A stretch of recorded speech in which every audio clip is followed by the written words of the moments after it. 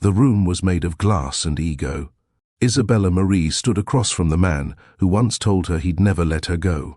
Now, he couldn't wait to see her walk out. Ezra Silas, polished, proud, power-drunk, leaned back in his custom leather chair, tapping a sleek pen against the edge of his desk, like he was performing a final act. She had come dressed in a soft navy blouse and tailored slacks, her curls tied loosely at the back of her neck. No drama, no makeup, just grace. "Sit," he said, not bothering to look up. She remained standing. That seemed to irk him. He finally raised his eyes. "This isn't working." She didn't blink. "I thought you'd evolve," he continued, voice smooth like a sales pitch. "But you're still simple, stuck, small." She didn't speak. He took that as permission to keep going. "You're not the woman I thought I married. You don't network. You don't elevate the brand. You don't move the way I need a wife to move. You've stalled, Isabella." She tilted her head. "You mean I didn't become a mirror for your ego?" A flash of annoyance crossed his face. He slid a thick folder across the glass desk. "Divorce papers, already signed. You'll leave with what you came with," he said coldly. "Which, let's be honest, isn't much." And that's when he did it. He laughed. Not loud, just a little smirk wrapped in a chuckle, like he'd just beat the system, like she was a regret he'd finally erased. It was the kind of laugh that says, "I won." She didn't flinch. She didn't cry. She didn't beg. She picked up the pen slowly, signed with a hand as steady as her heart, and set the paper back on the desk. No hesitation, no trembling voice, just quiet power. He watched her with thinly disguised satisfaction, fully convinced he'd just released a nobody. "You can be on your way," he said, already pulling out his phone. She turned and walked out. No words, no glance back. And yet, in that moment, she wasn't the one leaving with nothing. He was. He just didn't know it yet. Ezra stirred his espresso with idle confidence, still basking in the smugness of yesterday's freedom. The divorce was finalized. No legal drama, no financial battles, just a clean exit. Or so he thought. He was scrolling his finance apps when the notification hit. Breaking news: Isabella Fance takes control of $48 billion empire, becomes one of the wealthiest women on earth. His thumb froze mid-scroll. He blinked. Read it again. And again. It wasn't a mistake. His ex-wife, the one he labeled simple, the one he accused of lacking ambition, had just been revealed to the world.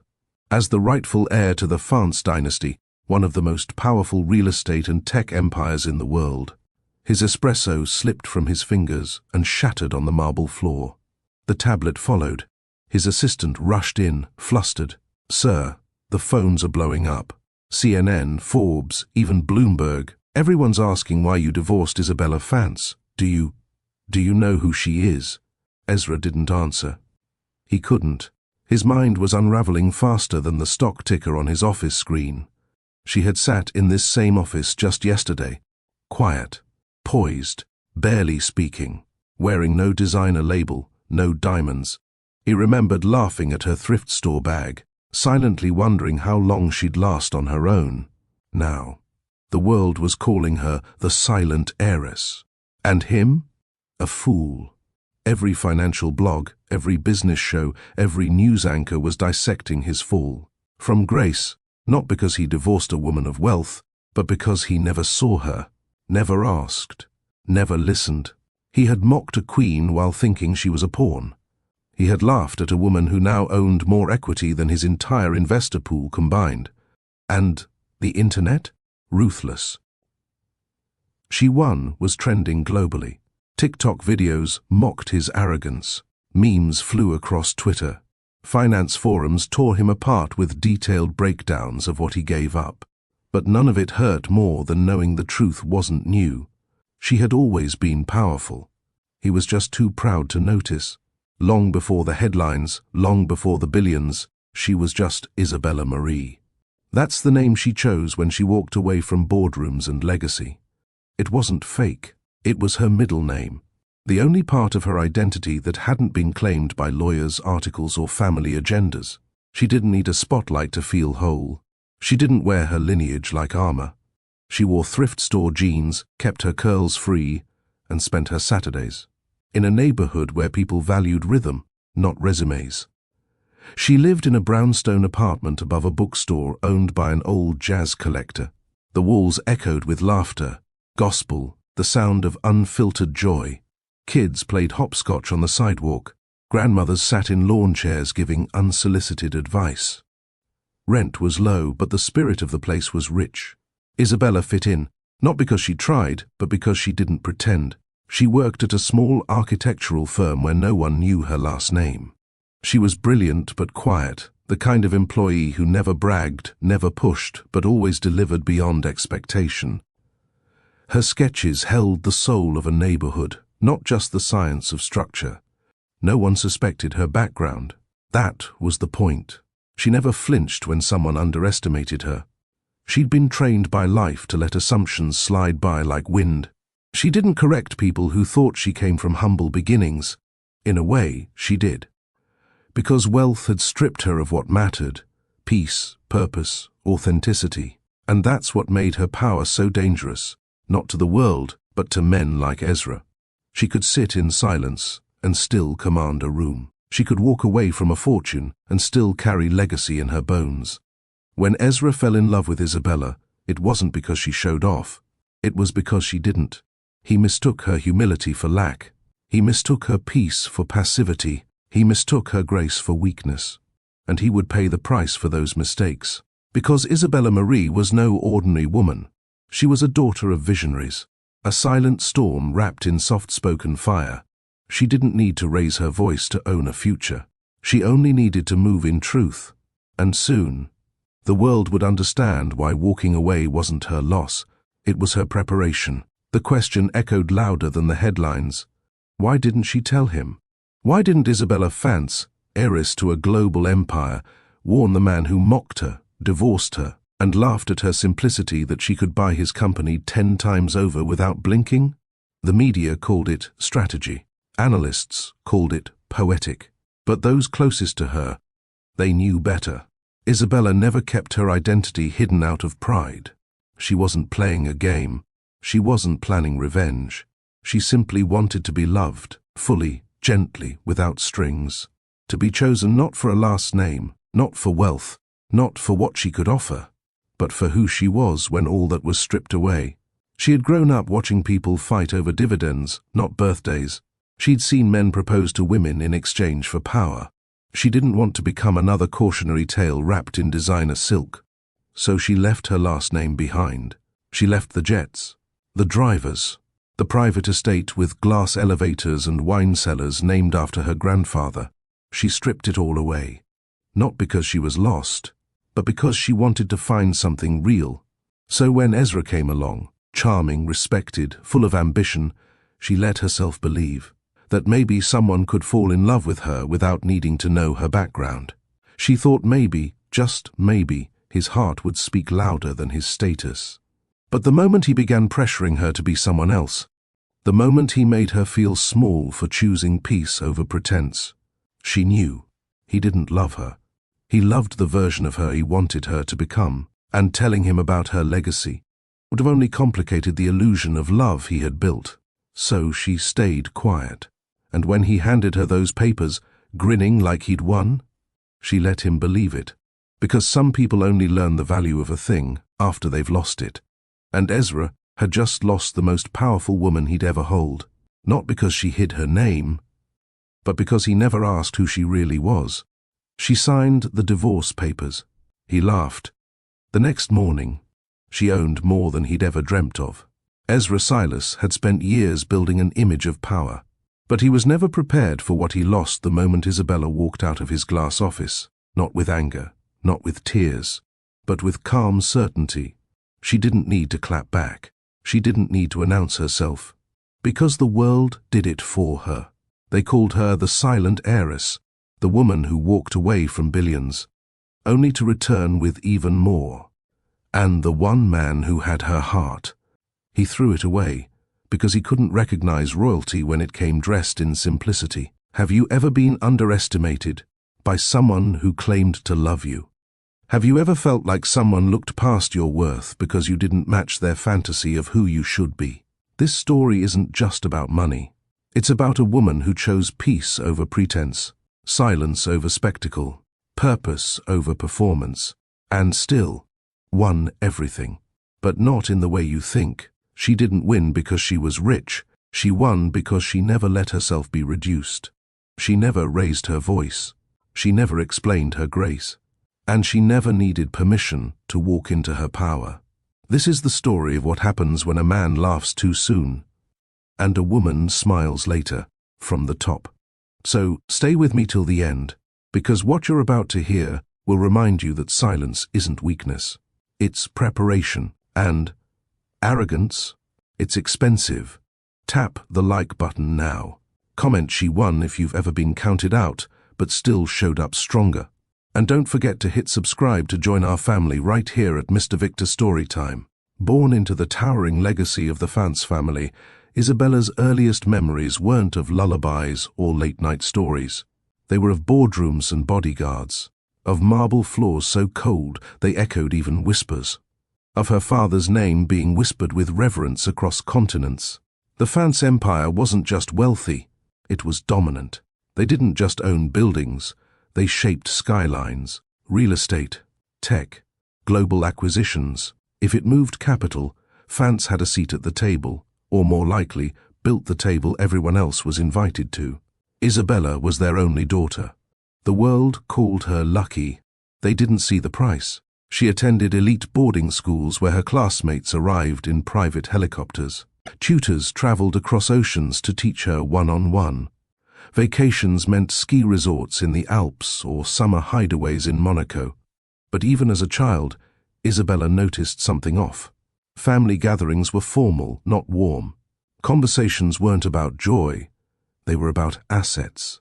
She saw uncles who toasted with fake smiles, aunts who whispered behind, heavy diamonds, cousins who shook hands harder than they hugged. By 13, she could detect fake laughter. By 15, she understood clauses in inheritance contracts. And by 17, she learned to keep her real emotions locked away, because being vulnerable in her world was dangerous. Everyone wanted something. Affection had terms. Love came with negotiations. Even the smallest expressions, like crying or not smiling at a gala, were corrected swiftly by staff or relatives with the phrase, "You're a Fantz. Hold your chin higher." She became an expert at wearing a calm mask. Her identity wasn't her own. It was a brand. Curated, monitored, expected. The empire taught her to carry herself like an asset, to speak in polished tones, to smile for investors and entertain future suitors with connections instead of convictions. Still, even as she walked in gowns that cost more than most cars, a quiet rebellion began to stir. Not loud, not immature, but real. A voice inside her whispered, "This isn't living. This is performing." And Isabella was tired of the stage. By the time Isabella turned 22, she had already been offered seats on boards, very important person access to global, economic conferences, and invitations to elite matchmaking events where men from dynasties courted her like a business deal. But she felt suffocated. She didn't crave more power. She craved less noise. It wasn't that she hated wealth. She understood its reach, its utility. What she despised was how it twisted relationships, how it replaced truth with performance, presence with pretense. She found herself sneaking away from events, just to walk barefoot through gardens or sit with kitchen staff during meals. They didn't talk in code. They didn't stare at her portfolio when she spoke. They offered her something rare in her world, genuine human presence. At night, she'd lie awake staring at the ceiling of her high-rise suite, wondering what it might feel like to go to a grocery store without bodyguards, to make real friends, to fall in love without wondering if the person across from her had Googled her net worth first. Isabella started going out in disguise, hoodies, no makeup, sneakers. She'd blend in, walking through neighborhoods untouched by media glare. She'd listen to people laugh at bus stops, watch barbers debate sports, hear unfiltered joy, and she envied it. Not the poverty, but the peace. The kind of peace that came from not being watched, not being analyzed, just being. She began journaling again, something she hadn't done since childhood. Not about business strategies, but about what she was learning, that real wealth was living without the constant fear of being wanted for your title. She started quietly pulling away from the empire's operations, declining PR opportunities, turning down high-level grooming appointments with stylists and etiquette coaches. She donated anonymously, disappeared from headlines. Her family, alarmed, sent emissaries to persuade her back into the fold. But her responses were always polite, firm, final. She wasn't throwing it all away. She was choosing something different, a different kind of legacy, one not defined by what she could build, but who she could become, outside of the shadows of skyscrapers with her family name etched into the glass. The clearest voice in Isabella's life had always been her mother's. Layla Fance wasn't loud. She didn't run the boardrooms or flash power at charity balls. But her influence ran deeper.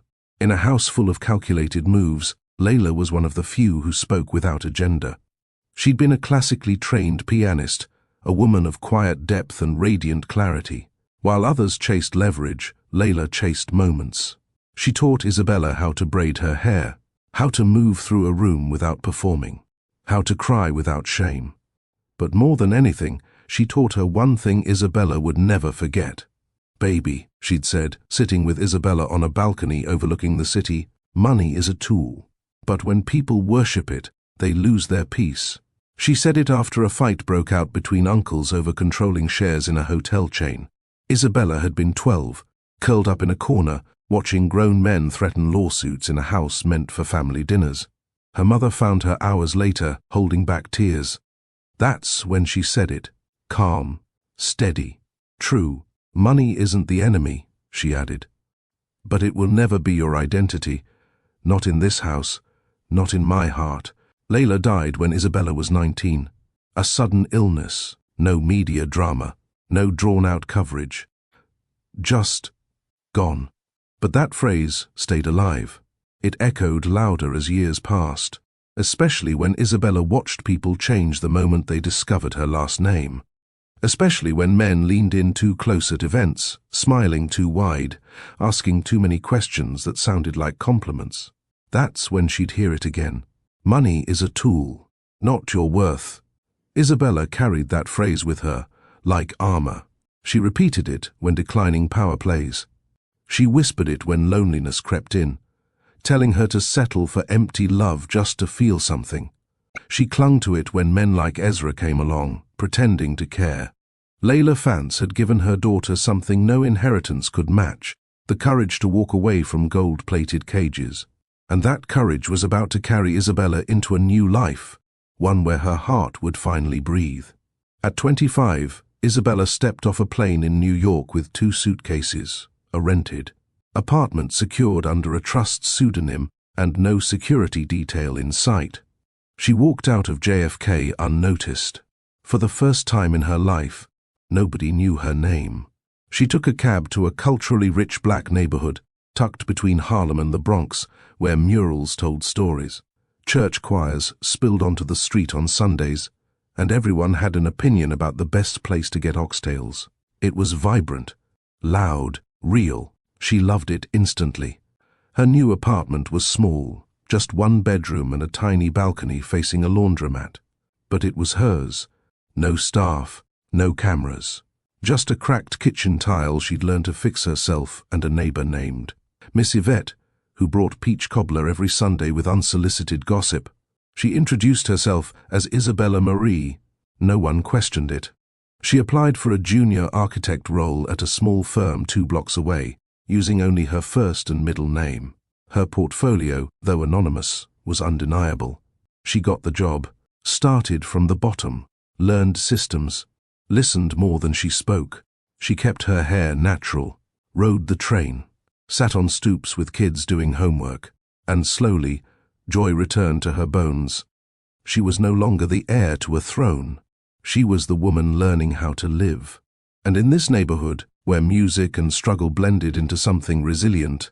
Isabella Marie didn't have to impress anyone. She just had to show up, and for the first time in her life, that was enough. The firm Isabella worked at wasn't glamorous. It had no revolving doors, no glass towers, no in-house espresso bar, just creaky hardwood floors, stacks of blueprints, and a staff that cared more about neighborhood projects than high-rise deals. But today was different. The air was sharper. Colleagues dressed better. The office manager even dusted the old ficus by the window. Rumors had spread that a potential investor, a big one, was coming to discuss a community redevelopment initiative. Most thought it was just hype, until he walked in. Ezra Silas didn't need an introduction. He was tall, well-dressed in an understated navy suit, with no tie, just confidence. His presence alone turned heads. He wasn't flashy, but he was known. White, early 30s, born into wealth, but built his own lane in real estate development.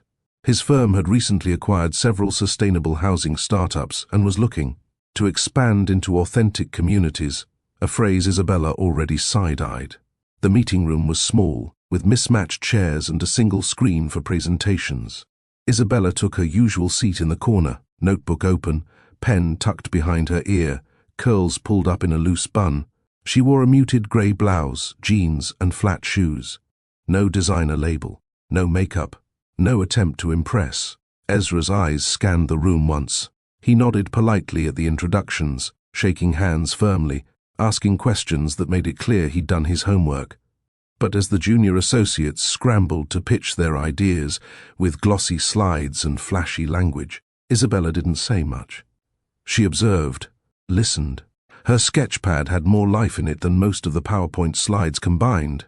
When someone asked her opinion on the layout of a proposed urban housing block, she spoke softly, but precisely. I'd shift the communal garden closer to the west entrance. The sunlight in that space lasts longer during evenings. It'll feel safer for families and more welcoming to elders who sit out after dinner. Ezra turned. Their eyes met for the first time. Something in her tone caught him. It wasn't pushy, wasn't performative, just clear, confident, unbothered by his presence. After the meeting, as people filed out, Ezra lingered. He approached her, not like a CEO, but like a curious man.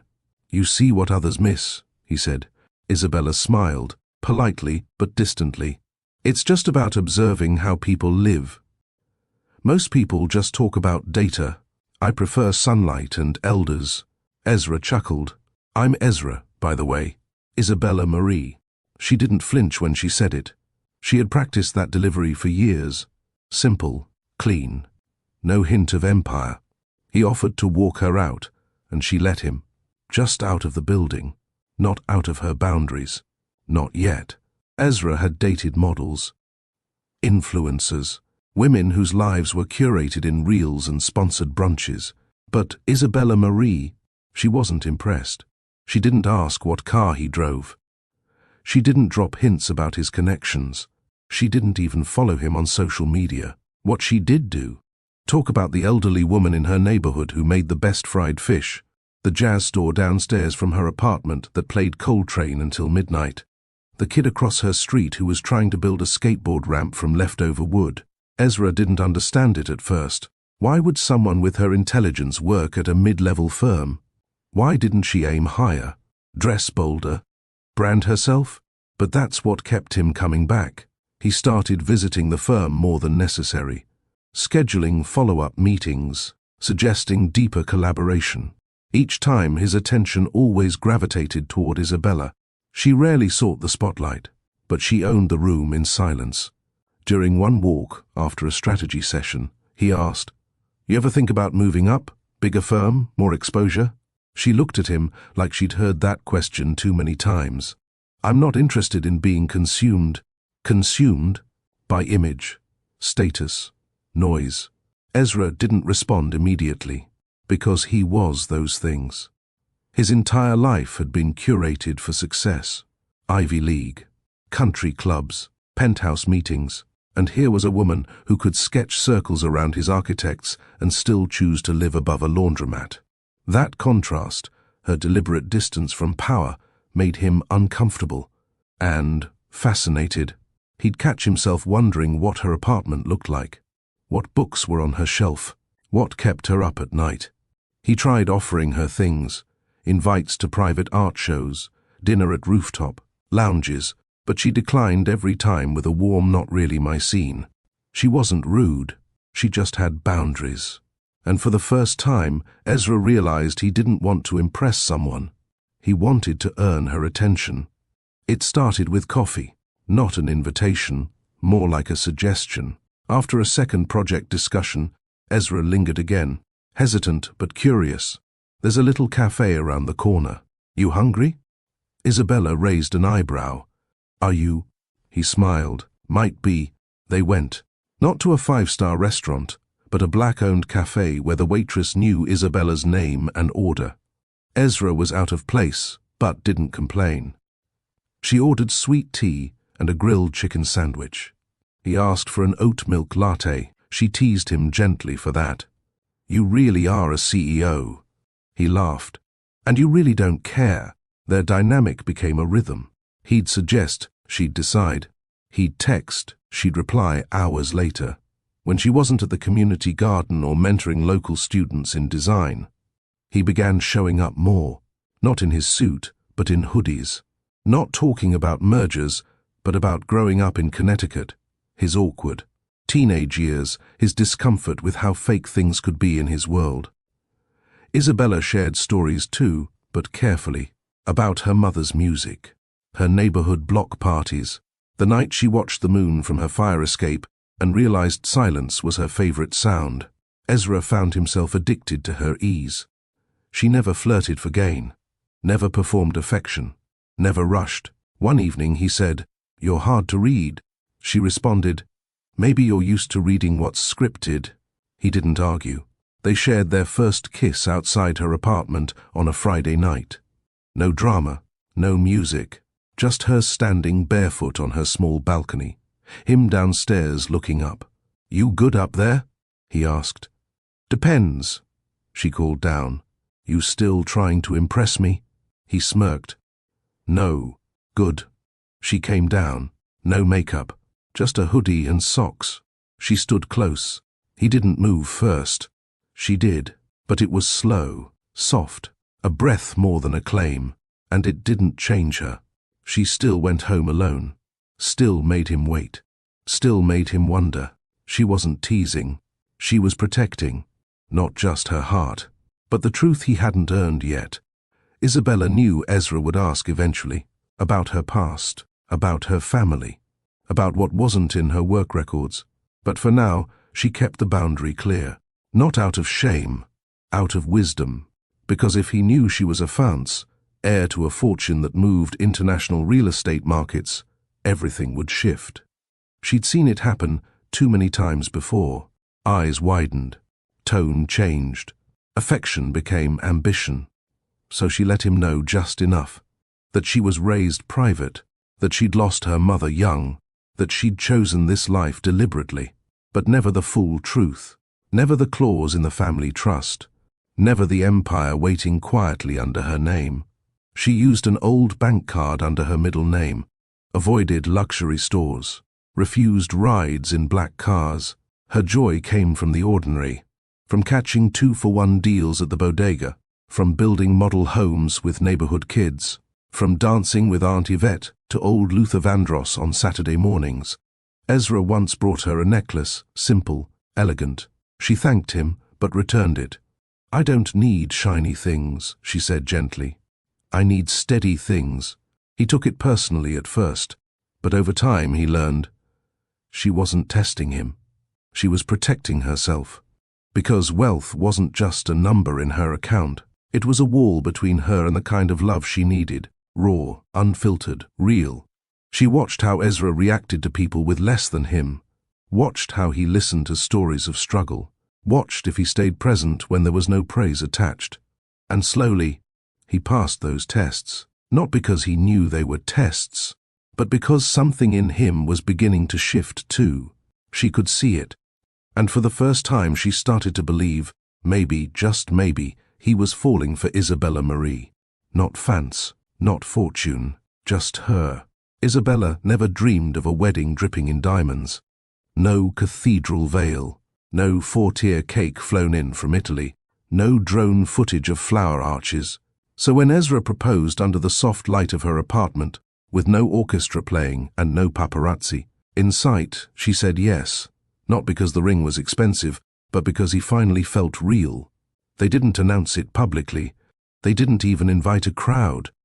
The ceremony took place on a Saturday morning in a modest art gallery turned venue on the Lower East Side. The guest list was small: a few colleagues from the firm, Miss Yvette from her building, two of Ezra's cousins who actually had hearts, and the cafe waitress who cried when she hugged Isabella. She wore an ivory wrap dress with long sleeves and a simple gold pin at her collarbone. Ezra wore a grey suit. No tie, just honesty. The officiant spoke briefly. Isabella and Ezra exchanged handwritten vows, hers scrawled in a notebook she used for sketches, his typed and folded with 2 edits visible in red ink. There were no fireworks, no announcement to the press, no champagne tower, but there was peace. When Ezra looked at her, he didn't see just the woman he had chased. He saw the woman who never chased him. And when Isabella said "I do," she wasn't stepping into the Fancy dynasty. She was stepping into hope. Hope that maybe, just maybe, this could be her soft place. They danced under string lights, barefoot on concrete, with a jazz trio playing in the corner. The food was catered from the Soul Kitchen down the block, and the wedding favors were handmade bookmarks from a local bookstore. It didn't trend. It didn't impress the elite. But it meant everything, because it was theirs. The first few months felt like breath. Not the gasping kind, but the long exhale after holding it in too long. They moved into a brownstone closer to the firm where Isabella worked.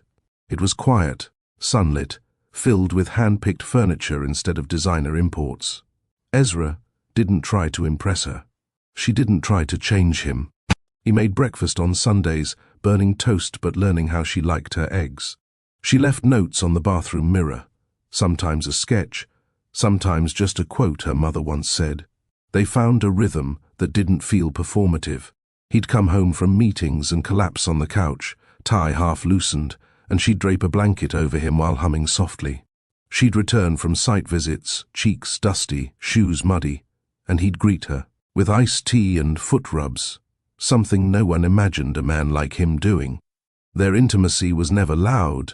It was the kind of closeness that made even silence feel warm. Reading on the same couch with legs tangled, midnight takeout in mismatched robes, making love without needing to perform for each other. Ezra began to open up about the loneliness of his upbringing, about the pressure to constantly win, about how exhausting it was to be Ezra Silas the visionary all the time. Isabella listened. She didn't try to fix him. She just stayed. And in those quiet nights, under cotton sheets and soft jazz, they began to build something that felt sacred. Not perfect, but sacred. They laughed over burnt lasagna, argued about who left the window open during a storm, danced in the living room when neither of them felt like sleeping. He told her she grounded him. She told him he surprised her. For a little while, they met in the middle, and for once, Isabella dared to believe in the kind of love that didn't need spectacle to be secure. While their private world stayed humble, Ezra's public world soared. His firm landed 3 major development contracts in under a year. Sustainable housing projects, urban renewal deals, tech-driven real estate platforms. His name popped up in Forbes's under 35 to watch list.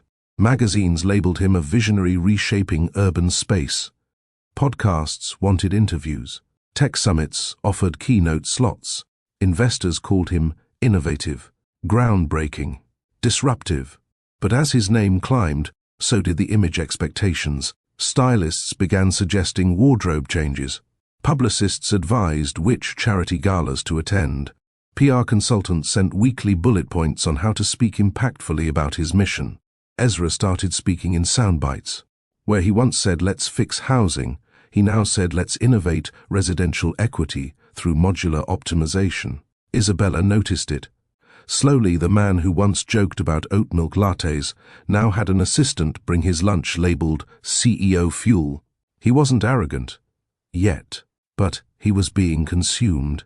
He spent more time in high-rises and less time in the neighborhood, missed a few dinners, skipped a couple of community meetings he used to enjoy, cancelled their Sunday market runs for emergency Zooms. She didn't complain. She understood ambition. But she also understood erosion, and Ezra was changing, not because he wanted to, but because the world praised him more for pretending.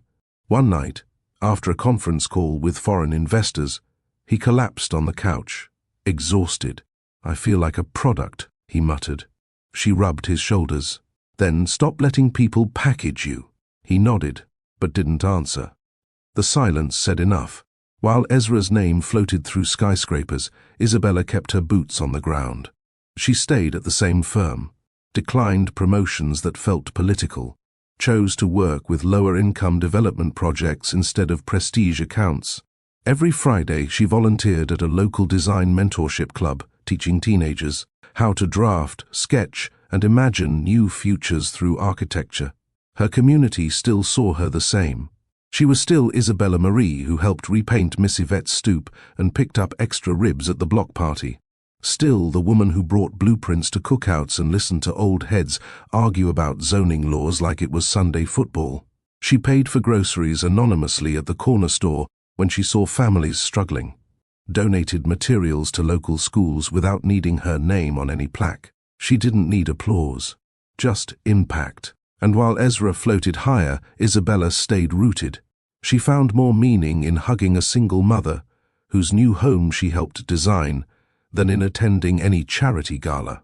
At times, she wondered if Ezra still understood.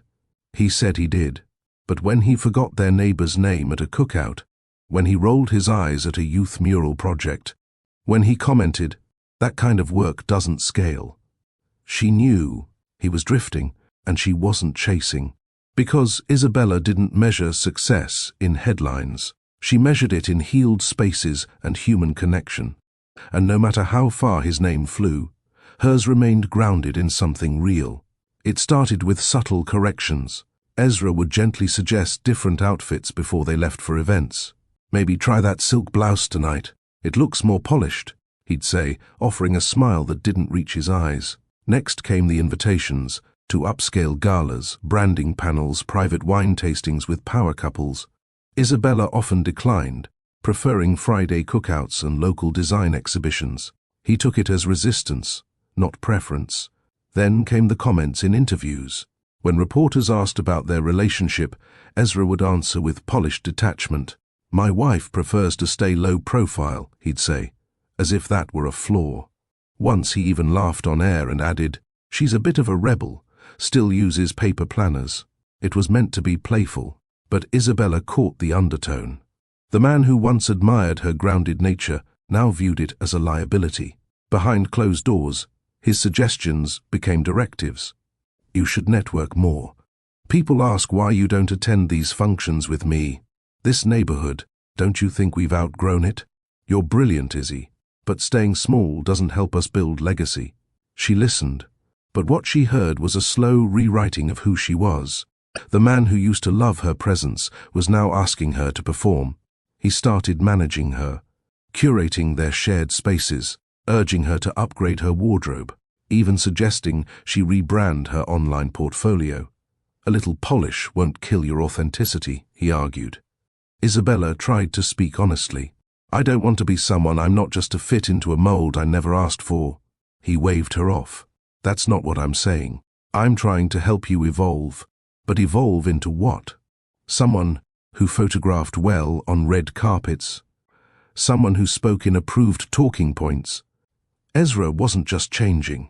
He was tightening the leash of perception. And Isabella was beginning to suffocate under the weight of what he needed her to become. They sat at a restaurant that Ezra insisted they try. Downtown, expensive, the kind of place where the food came on oversized plates with minimalist portions. Isabella barely touched her meal. Ezra scrolled through his phone between bites. "Fortune just called again," he muttered. "They want to do a follow-up profile on me." Might tie it into our wedding story if we're smart about it. Isabella looked up. Our wedding was private. Exactly, he said. There's mystery there. It builds curiosity. We can shape the narrative. She sipped her water slowly. I'm not a narrative, Ezra. He exhaled, clearly frustrated. You know what I mean. But she did, and that was the problem.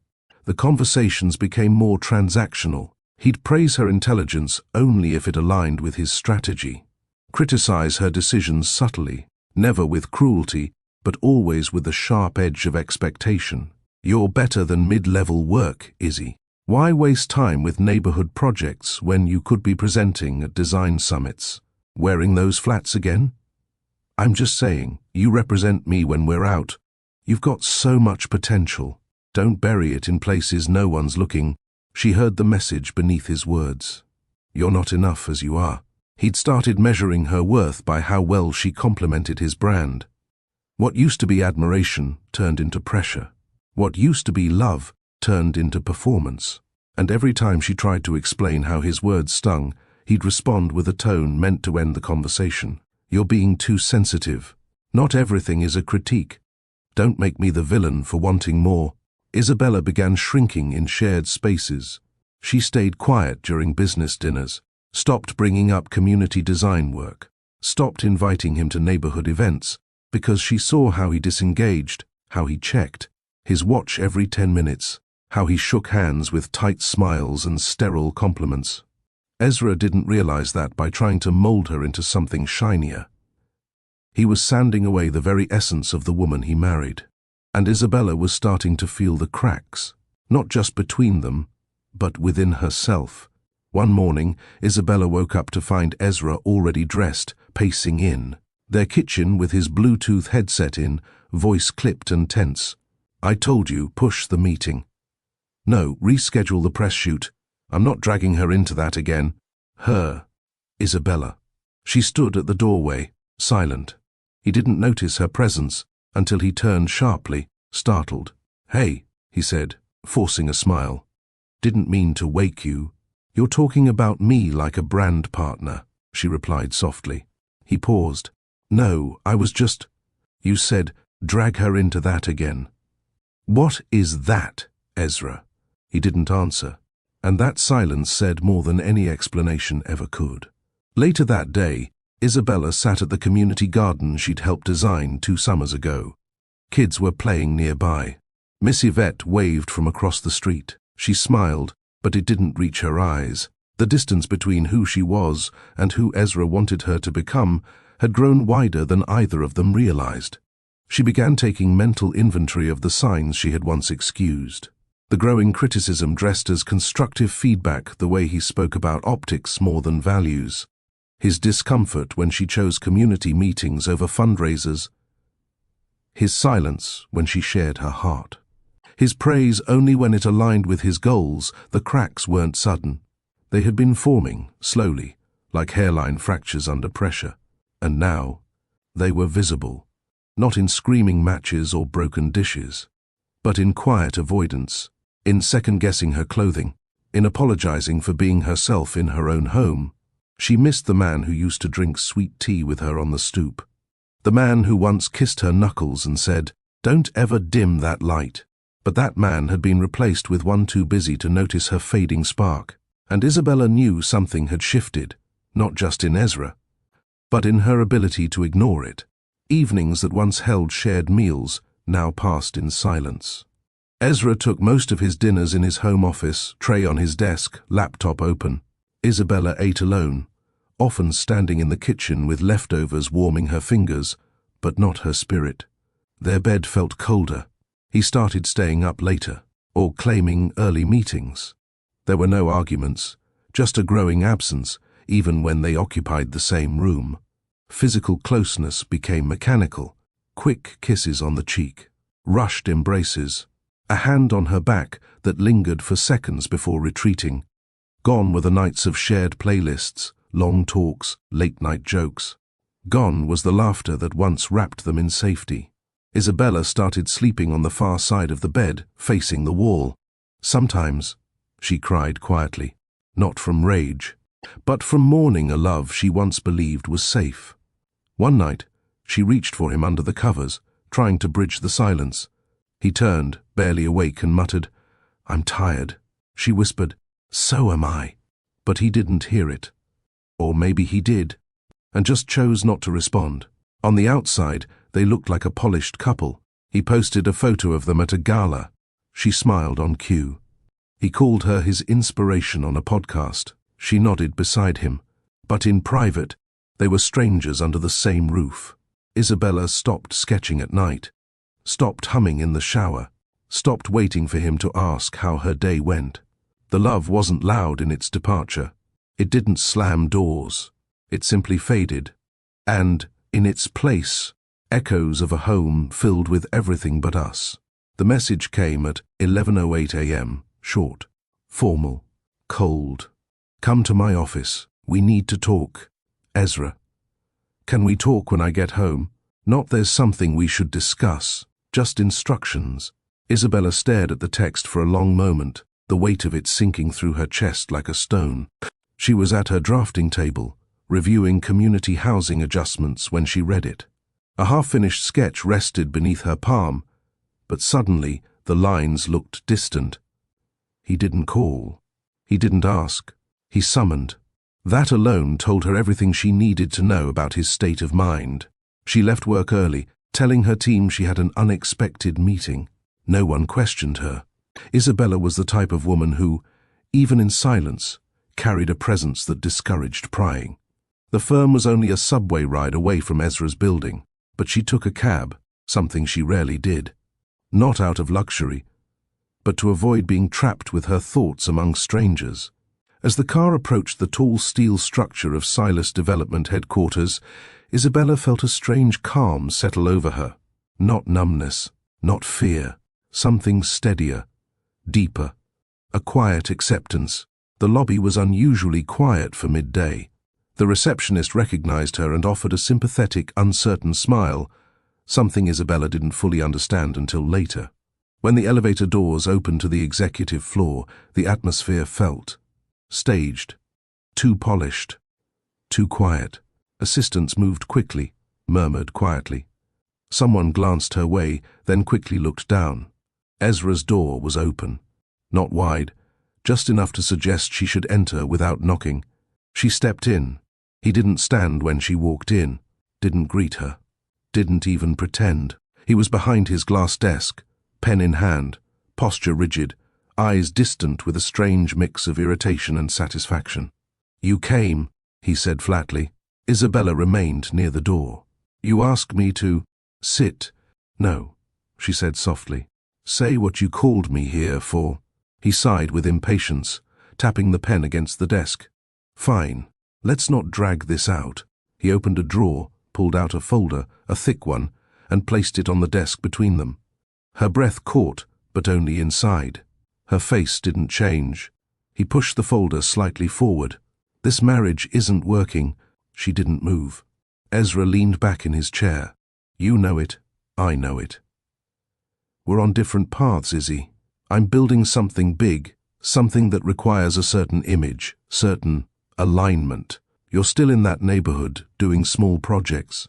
It's not the future I envisioned for us. There it was. Not heartbreak, not betrayal, but dismissal."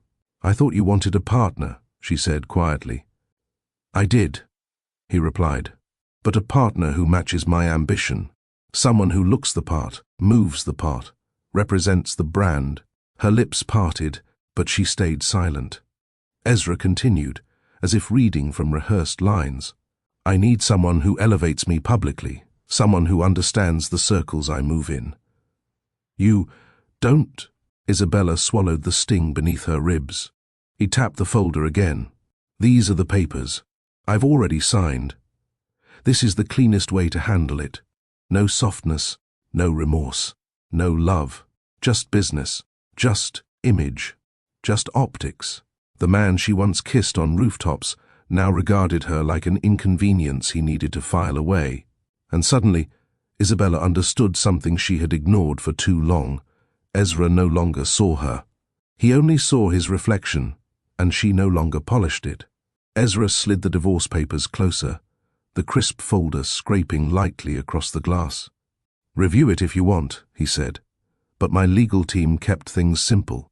He spoke like a salesperson explaining a product, not a husband ending a marriage. Isabella opened the folder slowly. Inside were all the familiar lines, the legal language, the signatures, the division of assets, or rather, the lack of division. Ezra had put everything on his side. He had left nothing for her. Absolutely nothing. He clasped his hands together and spoke with a strange confidence. "You came into this marriage with nothing. No assets, no career that scaled, no contributions that were financially meaningful." He said the words with such ease one might think he'd practiced them. Her breaths remained steady. Ezra leaned back, crossing his legs casually. "I think this settlement reflects the reality." She closed the folder. He mistook her calm for defeat. That's when he smirked, slow, arrogant, cutting. "You'll leave with what you came with," he said, eyes locked on hers, which, as we both know, isn't much. His laugh followed, not loud, just a low, dismissive breath of superiority, exactly the kind of laugh meant to belittle, meant to remind, meant to sting. What he didn't know, it wouldn't sting. It would expose him, because Isabella had seen this laugh before, not from him, but from wealthy men at her family's galas. Men who valued status over soul. Men who measured worth in public applause, not private character. Ezra was becoming one of them. Maybe he always had been. He stood, straightening his jacket. Signing today would make things cleaner, less messy. "I'd appreciate your cooperation." Cooperation. As if she was an assistant correcting a scheduling error. As if she owed him compliance. She rose slowly, her eyes never leaving his. "You're sure this is what you want?" "Absolutely." No hesitation. She nodded once. "Then there's nothing more to say." He handed her the pen, still smiling like a man certain he'd won the negotiation. He didn't notice the shift in her posture. Subtle, powerful, steady. Isabella wasn't breaking. She was awakening. She took the pen, held it delicately, not with reluctance, but with resolve. Ezra's eyes followed her hand, expecting tears, pleading, maybe the look of a woman realizing she had nowhere to land. He got none of that. Isabella flipped to the signature page with practiced precision. Too practiced. For someone who supposedly had no wealth, no history with such documents. He didn't notice. She signed her name with quiet elegance. Isabella Marie Silas. Ezra exhaled with relief. Like something heavy had been lifted. Like he had finally cleared space for the life he thought he deserved. When she handed the pen back, he gave a small nod, barely acknowledging the ending of vows he once promised to protect. "Good," he said. "This is for the best." "Only time will tell," she replied gently. He frowned, meaning. She didn't answer. There was nothing left to explain. Because he didn't know, and she wouldn't reveal, that her signature had just activated the Fant's inheritance clause written decades ago. A clause triggered only after a legal marriage and a finalized divorce. She had met both conditions. In less than 24 hours, the global banking networks would transfer full control of the Fant's empire, every asset, every corporation, every international holding, into her name. Ezra thought she was leaving with nothing. But the truth? She was leaving with everything that had always been hers. The difference was simple. She never needed to prove it. While Ezra prepared mentally for single life, galas, parties, new relationships, chosen for optics, Isabella prepared for something far different: purpose, legacy, peace. She closed the folder and placed her hand lightly on it. "Thank you for the clarity," she said. "It helped more than you know." Ezra raised an eyebrow. "You're taking this surprisingly well. I stopped expecting anything from you a long time ago." Something flickered across his face. Confusion? Insult? But she walked out before he could respond. Her steps were steady. Not fast, not hesitant, not broken. The receptionist watched her leave with misty eyes. She must have sensed something was wrong but didn't know the story. Isabella gave her a soft smile. Then she stepped into the elevator, pressed the lobby button and let the doors close. As the elevator descended, she breathed for the first time in months. Not shallow, not shaky, but full. The kind of breath a woman takes when she realizes freedom isn't loud. It's quiet, clear, and final. Some people think strength is measured by how loudly you fight. But sometimes, strength is in the quiet moments, the steady heartbeat, the silence after choosing yourself. Isabella didn't raise her voice. She didn't reveal her lineage. She didn't warn Ezra what tomorrow would bring. She simply let him show who he truly was. And that was enough. Because life has a way of revealing the truth at the perfect time. A time that humbles the arrogant, a time that restores the underestimated, a time that reminds us not every loss is a defeat. Some losses are just exits toward a better chapter. So before we move forward with Isabella's rise, the moment the world learns who she really is, let me ask your viewers something powerful. Have you ever held back your truth just to see who someone really is? Have you ever stayed calm while someone assumed they had you figured out? If yes, this story is for you. Drop a comment saying the calm before the storm. If you've ever stayed silent just to watch someone reveal themselves. Because what's coming next? Ezra will wish he had never laughed, and the world will finally learn the name Isabella Fance. The world didn't just blink, it froze. The first headline broke at 6:07 a.m. On a quiet Thursday, posted by a junior finance reporter who caught the legal filing early. What she didn't expect was for that single article to explode across every major outlet within minutes. Isabella Fance takes full ownership of Fance Global Empire. Estimated net worth, 48 points. By 6:13 a.m., it was on CNN. By 6:17 a.m., Bloomberg. By 6:22, it had trended globally on every social platform. Most people reading it had never even heard the name Isabella Fance, but by 7 a.m. they couldn't forget it. The headlines kept rolling in. The heiress who vanished and just claimed the throne, from unknown to untouchable. Who is Isabella Fance? The silent daughter of the Fance dynasty steps into power.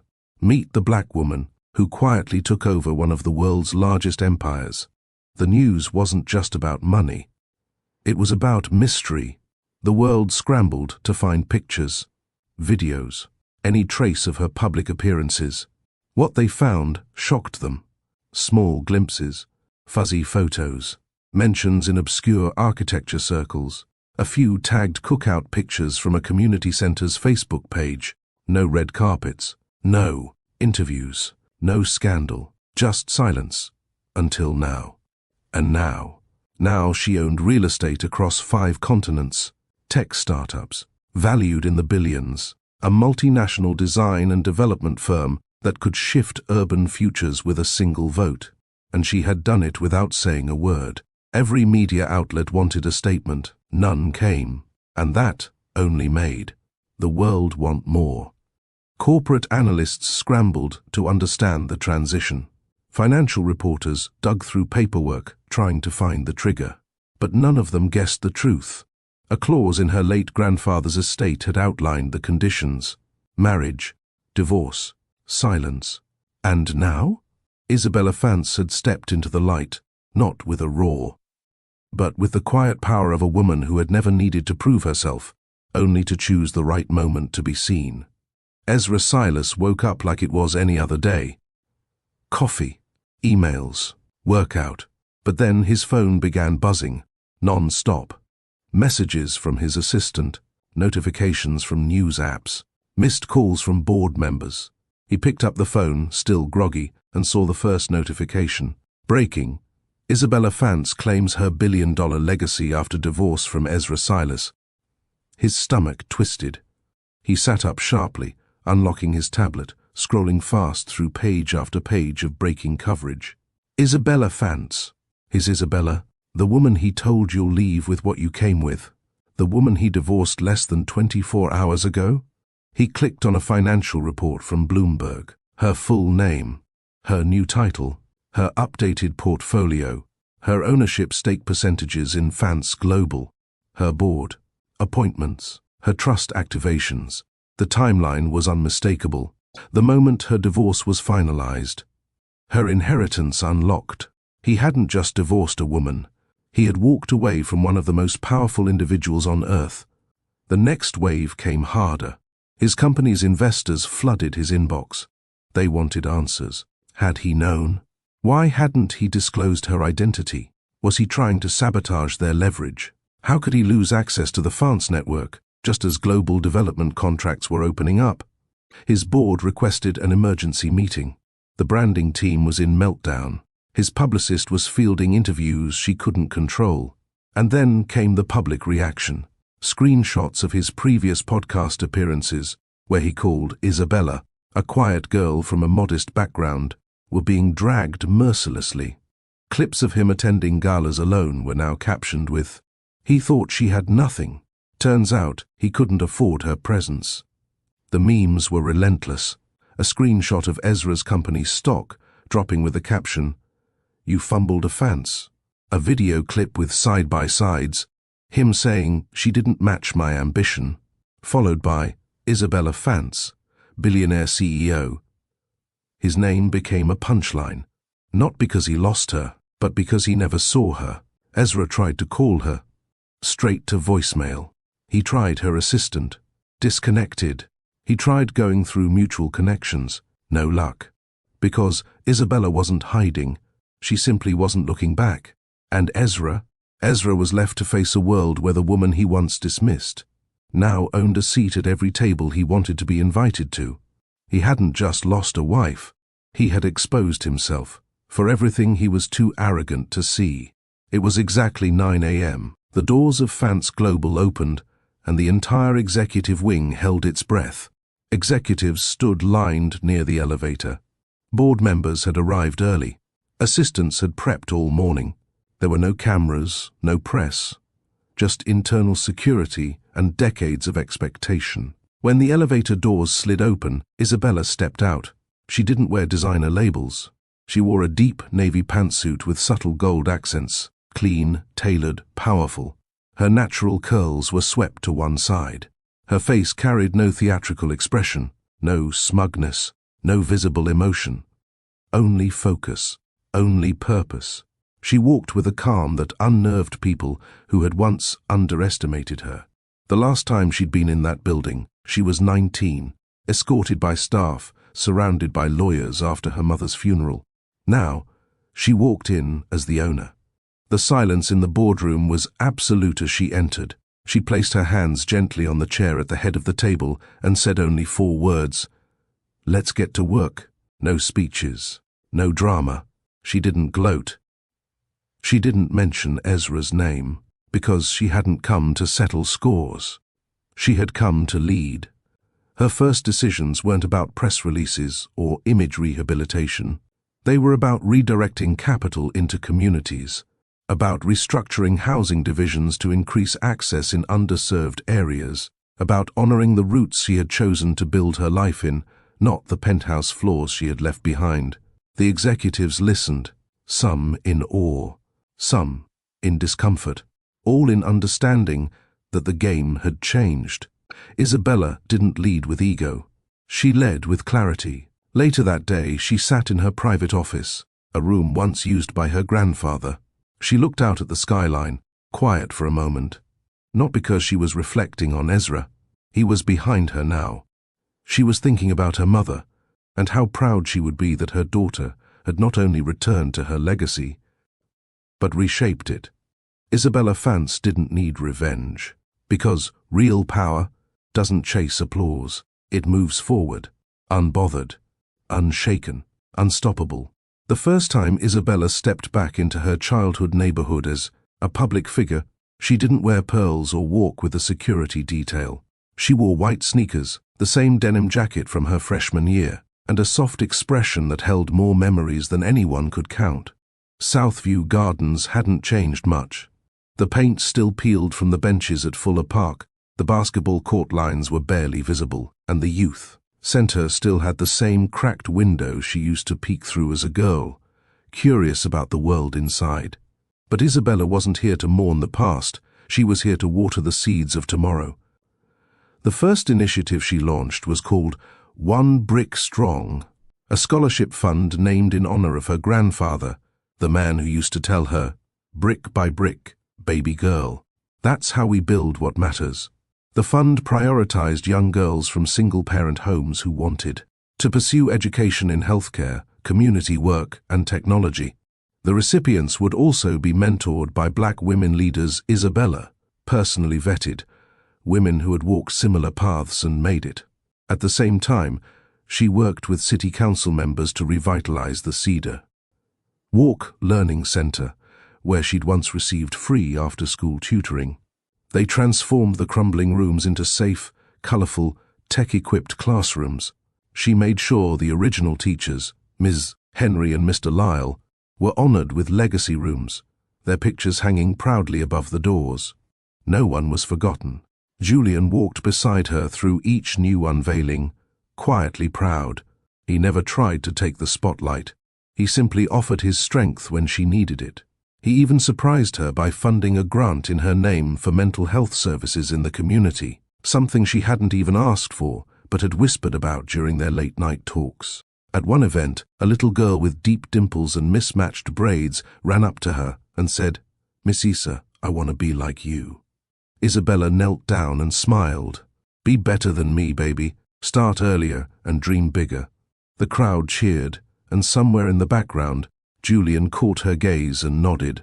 They both knew this wasn't charity. This was healing. This was home.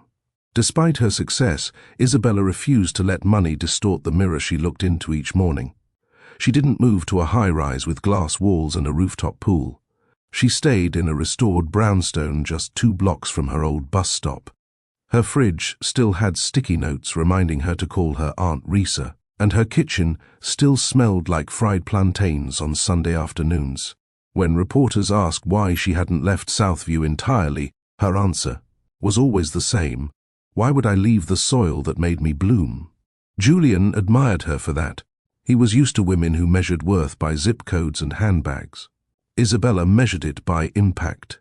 She launched a second project, the Bridge Academy, a weekend learning lab that taught girls financial literacy, leadership, and how to own their stories. She hired locals. She trained alumni. She even hosted open forums where teens could talk about anxiety, anger, and ambition. What moved people wasn't just what Isabella gave, it was how present she remained. She sat in plastic chairs during student showcases. She brought her own cupcakes to birthday drives. She remembered names. Her money didn't make her unreachable. It made her unstoppable. Julian often said, "You don't walk like someone who got money. You walk like someone who knows how to carry purpose." One night after a community youth gala, Isabella and Julian sat on the brownstone steps, wrapped in a shared blanket. Kids ran by with balloons, and a local jazz band played softly in the distance. "Do you ever think about disappearing?" she asked him. He looked at her, puzzled. Not like vanish, just go where no one knows your name. Julian thought for a moment. "I used to, when my father's empire felt like a cage. But now, I think I want to be known for the right things." She leaned into him, her head on his shoulder. "Same." They sat in silence for a while. The good kind, the kind that doesn't need fixing. By late spring, Isabella had become a beacon. But not the kind that demanded attention. She was the quiet lighthouse girls from her community turned to when storms hit. One such girl was Alea, 14, soft-spoken but brilliant with code. She had built an app to alert parents when their kids missed school buses, but no one had taken her seriously until Isabella invited her to present it at the Bridge Academy showcase. A week later, Alea had 3 internship offers and a mentor at a tech firm. At every career day, Isabella started the same way. "Raise your hand if you've ever been told you can't." Every hand shot up. She nodded. "Now raise your hand if you ever proved someone wrong." Fewer hands rose, but her next words echoed like fire through the room. "Start living like you belong in every room you enter." Because you do. She invited guest speakers, black women in architecture, biology, sports media, and even politics. She didn't want girls to think their choices were limited to what they saw on social media. More importantly, she gave them space to be soft. At the Saturday self-to-care workshops, they did affirmations and hair tutorials. They talked about menstruation, safe friendships, and boundaries. They giggled, they cried, they healed. Julian helped design a digital journal app for them. He worked behind the scenes, always. One evening, he told her, "I've been in boardrooms where no one listened the way these girls listen to you. They don't just hear you, Isabella. They believe you." Her eyes welled. "I just want to be the woman I needed when I was their age." He kissed her knuckles gently. "You are." There came a moment when a well-known network offered Isabella a national television segment, a weekly spotlight called The Real Rise. Full production, private jet access, brand sponsorships. She turned it down. When her PR team panicked, she calmly replied, "I don't need a national platform to make a local difference." That night, she stood at the front of Fuller Park in a modest navy jumpsuit and sneakers, hosting a twilight town hall under string lights. No cameras, no fanfare, just chairs in rows and voices rising in the dark. She took the mic and told the truth. "There were nights I didn't believe I'd make it, but I did, and I brought you all with me." After the applause faded and the crowd thinned, Julian found her alone by the chain link fence, looking out at the moonlight stretching across the cracked court. "Are you okay?" he asked. She nodded. "Yeah, just thinking about my mom. She would have loved this." Julian slipped his arm around her waist. "She'd be proud." "I know I am." Isabella turned and faced him fully. "You know what I've learned, Julian?" "What's that?" "Real wealth is knowing who you are when no one's watching, when there's no audience, no applause, just your heart and your purpose." He nodded, moved. "That's the most valuable thing I've ever heard." They stood there, side by side, two people who had once come from different worlds but found common ground in something deeper than ambition. Later that week, she etched the quote into the new mural painted outside the Bridge Academy. It read, "Real wealth is knowing who you are when no one's watching. Isabella Rose Walker." And beneath it, in soft pink and blue letters, "Welcome home." The night air held the crisp calm of early autumn, where the wind whispered gently against satin dresses and tailored tuxedos.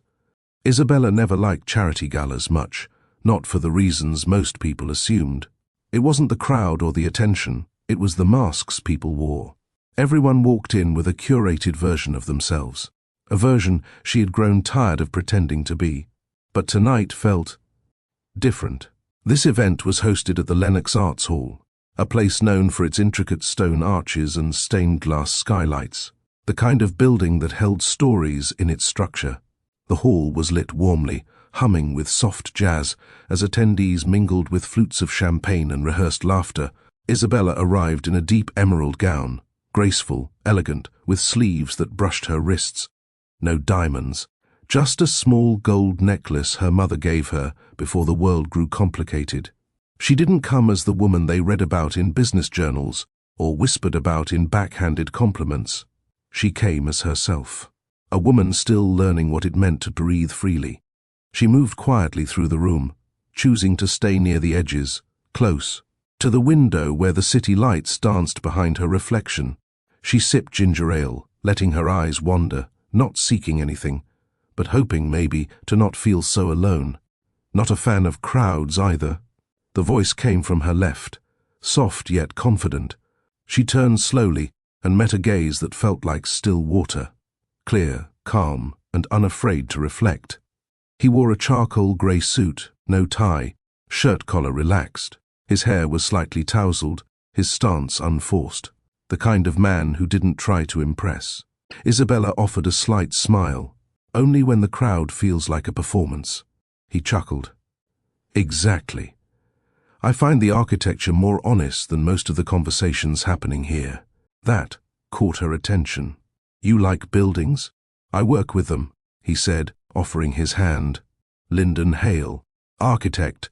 I mostly design community rebuilding projects, old schools, libraries, low-cost housing, structures with soul, you know.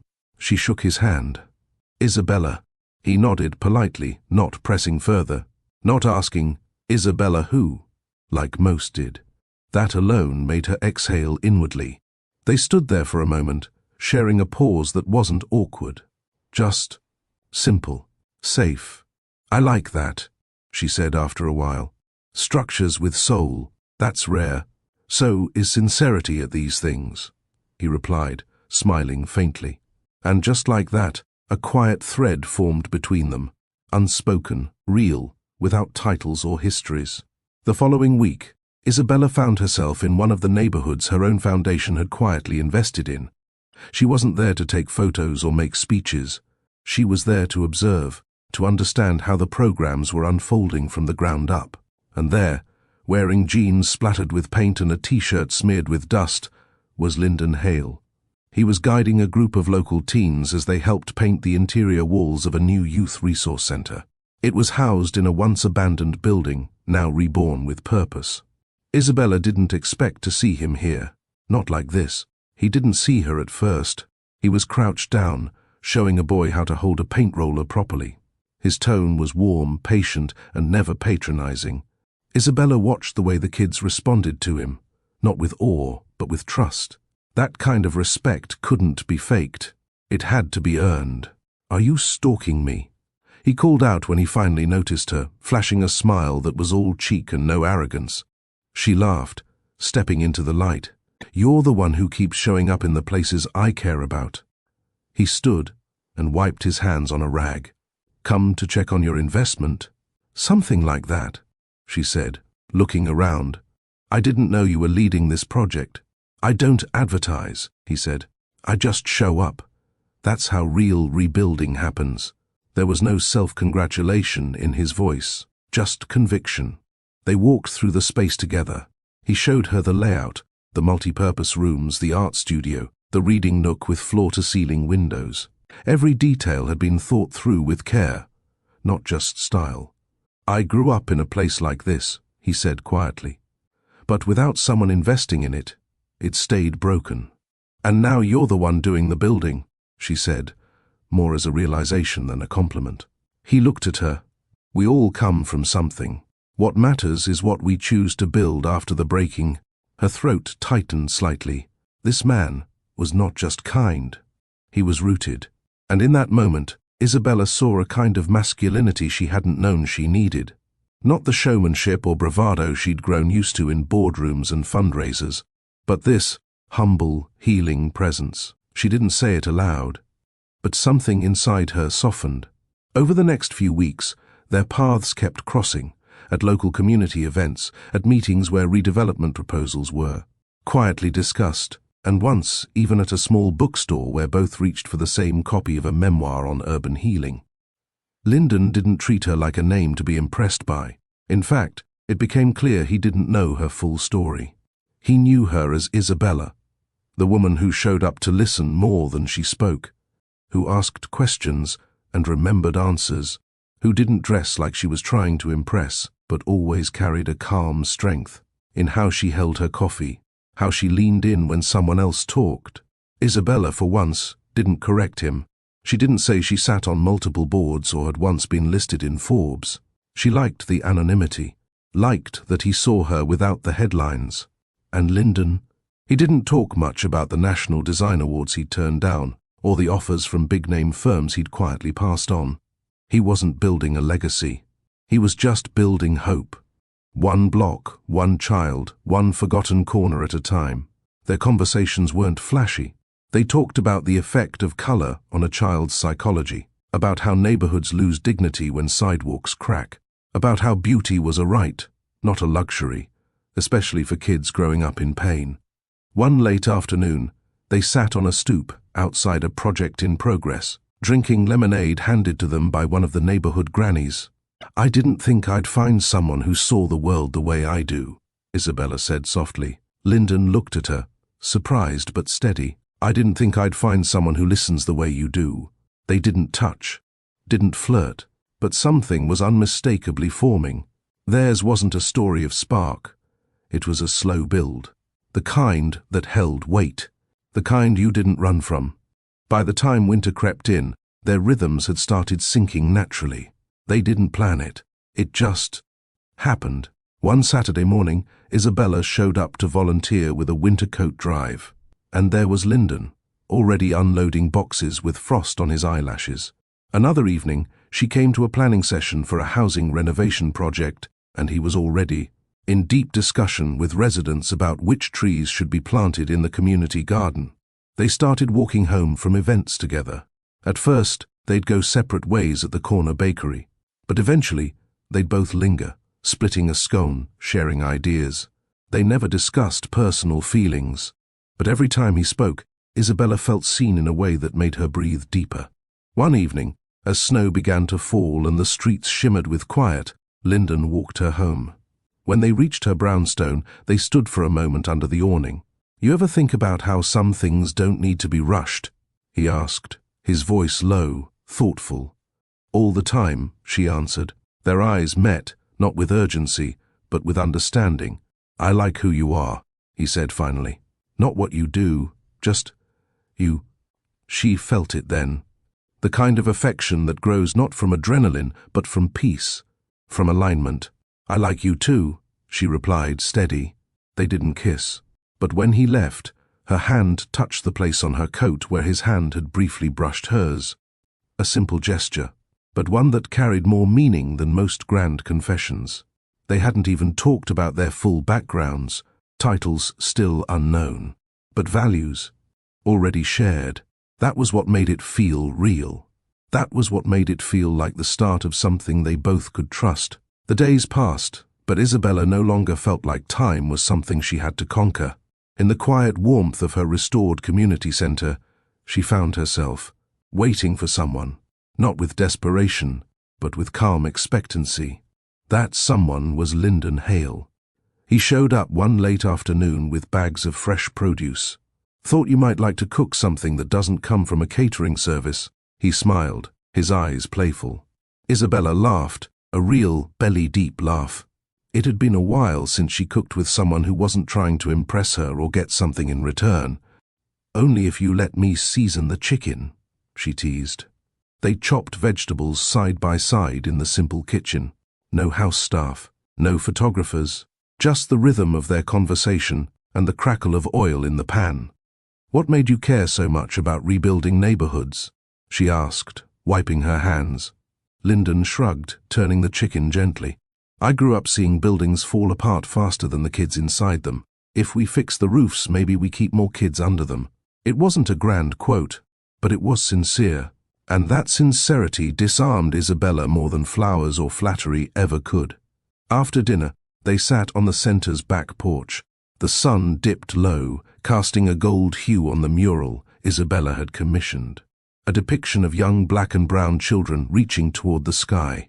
No declarations, no pressure, just silence that spoke of comfort and two people learning how to just be without masks. Lyndon wasn't a man of bold advances.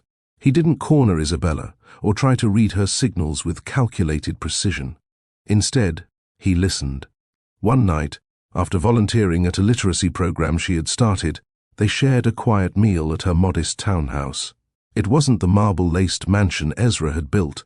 This place had warmth, purpose, and books stacked in corners. "Can I ask you something personal?"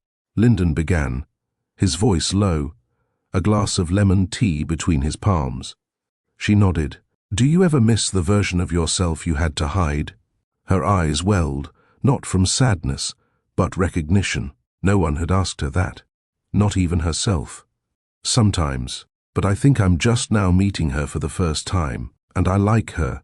He reached for her hand, gently, respectfully, fingers curled, not claiming but asking. Isabella didn't pull away. Their first kiss wasn't cinematic. It was soft, a quiet agreement, an exploration. There was no rush, no tearing of clothes, just closeness, a forehead pressed against another, a breath shared. They lay on the couch, fully clothed, her head on his chest. He played with the ends of her hair, and she traced the lines of his palm. It was emotional safety, a space to breathe. love that didn't demand performance.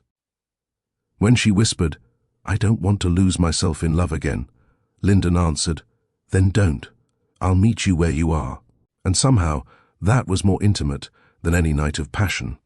It wasn't one dramatic confession. It was pieces, shared over time. I married Ezra because I thought stability was love, and I stayed because I mistook silence for peace. They were sitting in his truck, parked outside an old bookstore she used to visit before the fame. He didn't hit me, he didn't scream, but he looked through me, and that broke me more than words ever could. Lyndon turned the engine off and listened. I worked in a hotel before all this. I used to clean rooms where women checked in for getaways from men like him. I swore I'd never be one of them. But power has a way of disguising itself as protection. She braced for judgment, but he said, "You walked away. That's power too. Another day, another layer." My mom died before I could show her this life. She worked 3 jobs and never complained. I think I inherited her silence. Lyndon kissed her knuckles. "I see all of you, Isabella. The girl who scrubbed floors, the woman who rebuilt empires. You don't have to choose one." And with that, she exhaled. For the first time in years, Isabella didn't feel like she was performing. Ezra Bennett was in his minimalist office, perched atop a luxury skyscraper in Houston, sipping an espresso he no longer enjoyed. The view outside was wide and sprawling, but none of it gave him peace. He stared at the muted TV screen in front of him, flicking channels mindlessly, until a headline caught his eye. "Philanthropist, entrepreneur, and tech visionary breaks silence, the woman behind the fortune." Ezra's hand froze mid-air. The screen faded into a broadcast of Isabella, his Isabella, sitting poised and graceful in an armchair across from a major network interviewer. Her natural curls framed her face, her eyes calm and confident. Her name appeared on the chyron, Isabella Mendez Rothschild, founder, First M, Tech Trust and Scholarships. His stomach dropped. She looked like the woman he had once dismissed with a smirk. The same woman he mocked for not fitting into his world of curated appearances and shallow ambitions. But now, she was magnetic, serene, radiant, unapologetically herself. Ezra turned the volume up. "I wasn't trying to prove anything to anyone," Isabella's voice said evenly. "I simply decided to live a life of purpose instead of performance." The interviewer leaned in.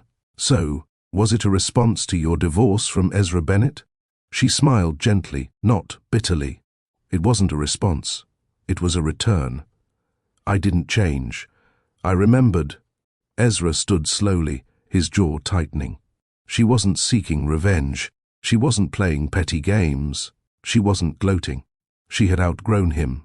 And that was what made it sting the most. Ezra replayed the interview 4 times. Every time Isabella spoke, it pierced something deeper in him. The things she talked about, investing in tech access for young girls in underfunded schools, providing housing, grants to single mothers, mentoring girls who looked like her. It was everything he never thought to value. His mind flashed back to moments he ignored her insights during board meetings, mocked her suggestions, reduced her intelligence to emotions. She had stood by him, but he never stood with her. He recalled the night of the divorce. She didn't argue. She didn't fight. She walked away with grace, holding something deeper than anger, dignity. He mistook it for weakness. Now he knew it was strength. His assistant knocked, but Ezra didn't respond. He was lost in a mental reel of memories. Her cooking for his mother when she visited. The way she supported his first real estate venture when no one else believed in him. The times she prayed for him. He had reduced her to a status symbol and discarded her when she didn't sparkle enough for his crowd. Now, she was shining in places his ego could never reach. Back on the screen, Isabella was asked directly, "Why didn't you tell Ezra about your inheritance or your tech investments?" She gave a soft laugh. "Because I wasn't hiding. I just didn't need to perform for love. If someone only values you when they see your price tag, then they don't really see you at all." Ezra flinched. She continued, "I wanted to be seen when I had nothing to offer but myself. No assets, no headlines, just presence, patience, and truth. That's the kind of love that lasts. The interviewer nodded. So, what does wealth mean to you now? Isabella's answer was instant. Real wealth is knowing who you are when no one's watching. Ezra slumped back in his chair. He didn't know who he was when she wasn't around. He had spent years building an empire of glass. She had built one of substance. She never needed his name, his platform, or his validation. She just wanted love. Ezra sat in his office well into the night, surrounded by silence. He realized something ugly. He had loved Isabella's potential, not her personhood. He loved the way she made him look in front of investors, the calm she brought to his chaos, the way she adapted to his lifestyle. But he never asked her what she wanted. He never offered himself without conditions. The last time he saw her, she had asked one simple question: "If I lost everything tomorrow, would you still stay?" He had laughed. Now, the laughter haunted him, because she had nothing when she met him, and he had everything when he lost her.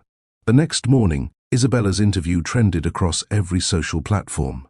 Isabella Mendez Rothschildreal wealth unbought, unbossed. Every headline praised her grace, humility, and quiet power.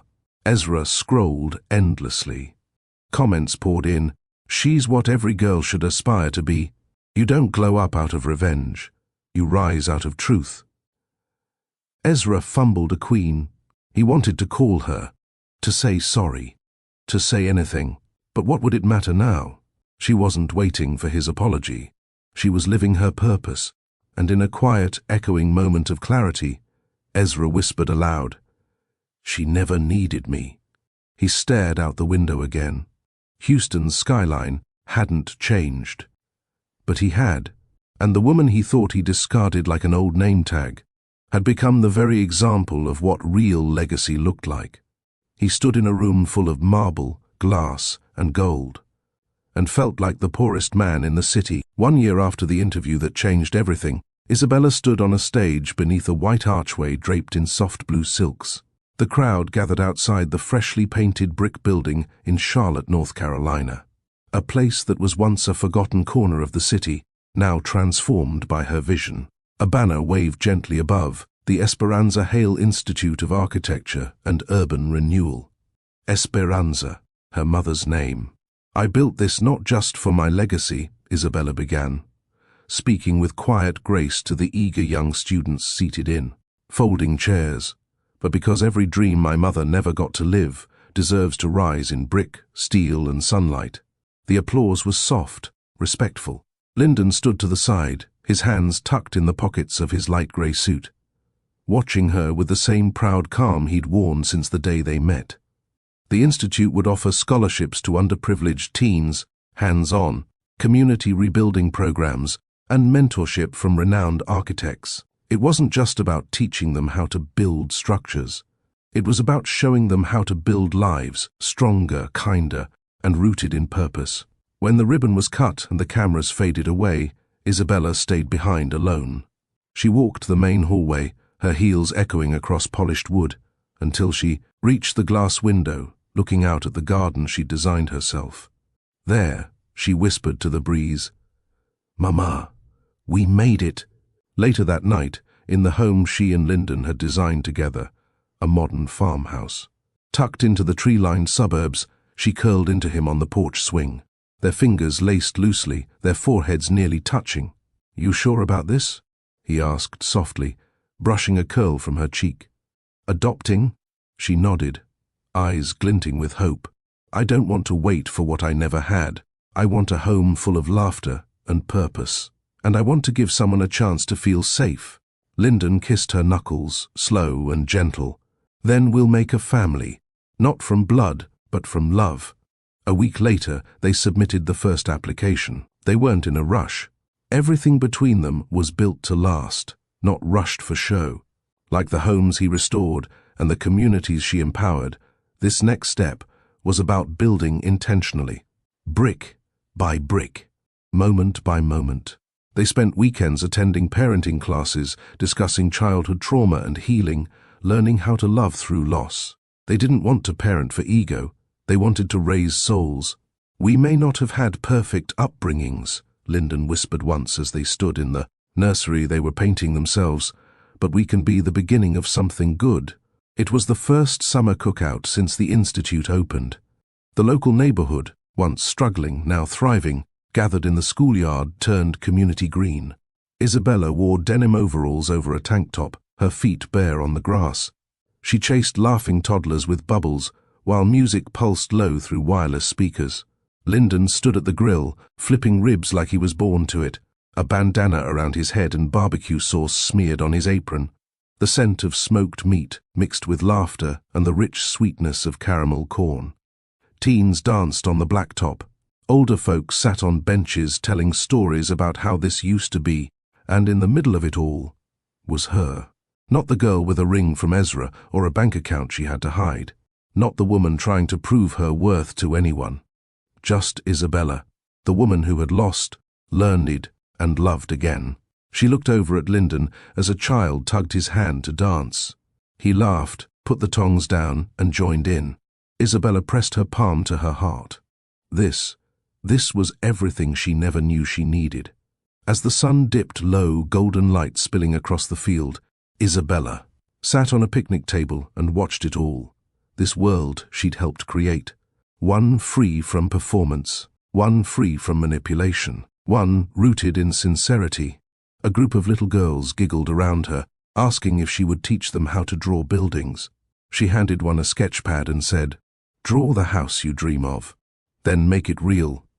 She didn't smile because she was rich. She didn't smile because she won anything. She smiled because she no longer needed to. Her smile was peace. A woman who no longer needed applause. A woman whose love was not for sale. A woman who chose herself and still had more to give. As twilight settled over the block, fireflies began to rise. Lyndon came over and wrapped an arm around her waist, placing a kiss on her temple. She leaned into him, whispering, "This is the life I built without him, and I wouldn't trade it for anything." Drop a heart in the comments if you believe peace is the real power. Subscribe to Mr. Victor Storytime for more soul-stirring stories like this.